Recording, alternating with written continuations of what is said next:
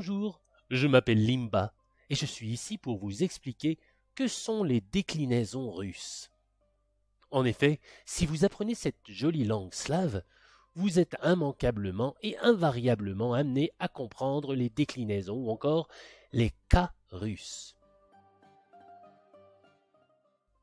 La langue russe, comme toutes les langues slaves, comme le bulgare, le serbe, le croate, le polonais, le slovène, le slovaque ou le tchèque, est une langue flexionnelle, c'est-à-dire une langue à déclinaison. C'est donc dire que la terminaison d'un mot change en lien avec sa fonction dans la phrase. En français, le seul changement que subit un mot, c'est pour noter son caractère pluriel.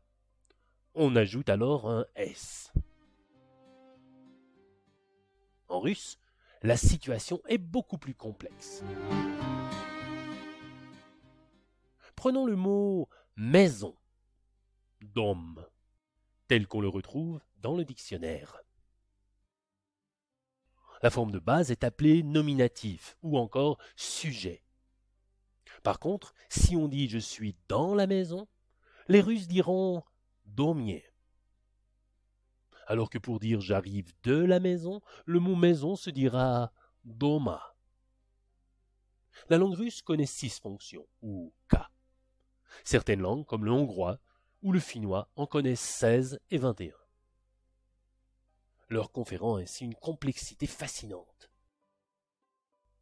Les 6 cas du russe sont le nominatif, la fonction sujet, le génitif, la fonction du complément du nom, l'accusatif, la fonction de complément d'objet direct, le datif, fonction de complément indirect,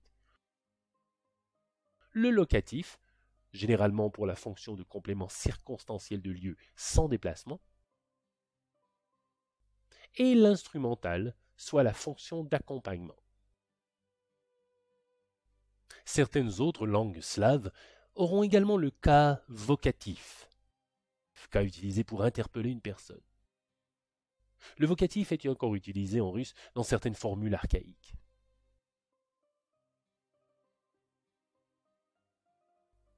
Voilà, c'est tout pour aujourd'hui. N'oubliez pas de télécharger votre cours Limba russe